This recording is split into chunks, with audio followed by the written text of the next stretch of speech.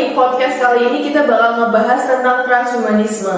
Apa itu teknologi dan dampaknya ke dalam hidup kita. Nah, bayangin aja lo bisa upload komputer ke otak lo, atau kalian bisa ganti tangan ke tangan bionik yang lebih kuat daripada manusia biasa. Ini bukan sci-fi lagi, tapi masa depan yang udah kita jalanin sekarang. Are you ready to upgrade yourself? Tapi Jess, serem gak sih? Kamu pernah bayangin gak komputer masuk ke otakmu? Iya sih, serem juga sih. Tapi itu kayak sebuah teknologi yang keren gak sih untuk dijalani? Iya, aku juga kepo sih, masa depan bakal kayak gimana. Bener banget, di hari ini kita bakal deep dive tentang apa itu transhumanisme ke kalian semua. Dan kita juga bakal nge-react suatu video dari YouTube BBC Ideas yang ngomongin apa itu transhumanisme dan contoh nyata teknologinya. Siap gak, Clara? Siap. Jadi, let's go! The A to Z of isms. Transhumanism. Most of us would consider the end of the human race as a catastrophe. There are some, however, who will not only rejoice at it, but want to hasten the day it arrives. Transhumanists look forward to a future in which Homo sapiens is superseded by a better, smarter, fitter model, Humanity 2.0. Humans are in dire need of improvement. Any species that causes huge damage to our environment, can't feed itself even though it has enough food, and fights countless wars costing millions of lives must surely benefit from an intelligence upgrade. Our lifespans are short, our final years usually characterized by diminishing health and vitality, often accompanied by a drop-off in cognitive capacity. 1 in 3 people born in 2015 are expected to get dementia. Is this really the best we can hope for? Transhumanists think not. Aging could be stopped and even reversed. Enhancements could dramatically raise our IQs and make us stronger and fitter. We might even be able to leave our fragile bodies behind and upload ourselves to computers, living forever in virtual worlds. Improving humanity through science and technology could radically change us. Such a new beginning would in effect be the end of humanity as we know it. Many transhumanists see this as not only desirable, but inevitable. The scientist and futurist Ray Kurzweil believes we are approaching what he calls the singularity, the point at which computers become smart enough to learn for themselves, after which they will rapidly become smarter and smarter. The future belongs to artificial intelligence. The only way for humanity to survive is to embrace it and become wholly or partially artificial ourselves. The thought of being replaced by a new form of humanity is bound to be unsettling. But transhumanists think we would be wrong to lament the end of humanity as we know it, when what replaces us would be so much better. It would be like wishing children never grew up, or that Homo erectus never evolved into Homo sapiens. If the transhumanists are right, we could be one of the last generations of humans to roam the planet. Thanks for watching. Don't forget to subscribe and click. Oke, bayangin aja lo lagi ujian terus jawabannya itu semua udah ada di otak lo. Jadi lo gak perlu belajar tentang semua jawaban itu karena udah ada chip di otak kalian. Atau kamu bisa punya lengan yang bisa angkat 200 kilo tanpa latihan sama sekali. Ini beneran udah ada loh teknologinya. Tapi pas aku dengar soal tangan bionik yang dibahas di video itu, aku kayak kepikiran ini kayak Tony Stark gak sih? Iya bener banget, keren gak sih? Sama juga gak sih? Kayak tangan kita diganti sama tangan bionik. Iya sih bener, coba bayangin aja temen kita pakai tangan kayak gitu ya kan? Serem. Nah, tapi itu dia yang bikin transhumanisme itu menarik karena sekaligus kontroversial. Tapi sebelum itu, kan kita mau masuk nih ke pro kontra tentang transhumanisme. Kita bahas dulu deh, sebenarnya apa sih transhumanisme itu?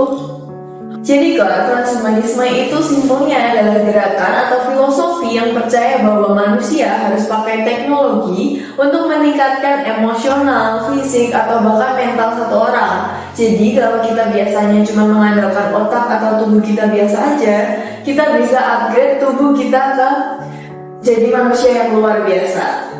Wow. Berarti itu kayak nge-upgrade diri kamu ke versi 2.0 atau bahkan 10.0. Nah kalau di video tadi kan mereka bahas tentang Neuralink. Kamu tahu gak itu chip yang lagi dikembangin sama Elon Musk? Oh yang kayak chip yang dimasukin ke otak itu ya? Itu serem banget sih. Jadi kayak kamu bayangin aja, kamu bisa browsing langsung di otakmu. Oh, oke. Itu benar banget sih. Neuralink ini salah satu contoh dari transhumanisme yang tujuannya itu bagus banget, membantu orang yang stroke atau sakit ALS untuk bisa berkomunikasi lagi. Tapi kalau teknologinya udah umum, itu malah kayak jadi ajang pamer gak sih? Kayak kamu harus punya iPhone baru misalnya. Iya, bisa jadi kayak gitu sih. Terus di video itu kan mereka juga mention tentang augmentasi tubuh. Kayak tangan bionik yang tadi udah kita bahas. Jadi itu tuh tangan yang lebih kuat dari tangan manusia. Nah itu kan sebenarnya revolusi buat orang disabilitas ya. Terus kami bayangin kalau teknologi ini hanya bisa dibeli oleh orang-orang kaya. Apa gak tambah kesenjangan sosial guys? Nah ini juga menarik juga nih Clara. Aku tuh baca ternyata transhumanisme ini tuh gak cuma soal teknologi medis aja. Ini tuh juga soal evolusi. Kalau biasanya evolusi itu butuh waktu kayak ratusan tahun, dengan teknologi ini kita itu bisa percepat prosesnya. Pertanyaannya nih, kalau misalnya manusia udah di-upgrade sama teknologi, apakah kita masih bisa dibilang manusia sih? Kalau itu sih tergantung ya. Kalau teknologinya cuma bantu kita kayak kacamata, alat bantu dengar itu kan masih manusia. Tapi Iya, kalau benar. misalnya seluruh tubuh kita diganti, itu kan kita jadi robot atau kayak cyborg, udah bukan manusia. Oh iya sih, benar juga. Dan kamu tahu nggak sih, ternyata tuh ada beberapa filosof yang bilang kalau transhumanisme ini itu bukan tentang teknologi aja. Bahkan ada yang menganggap transhumanisme ini tuh kayak agama. Soalnya mereka percaya kalau kita bisa upgrade, kita tuh bisa jadi dewa dengan teknologi ini. Hah, sampai segitunya ya?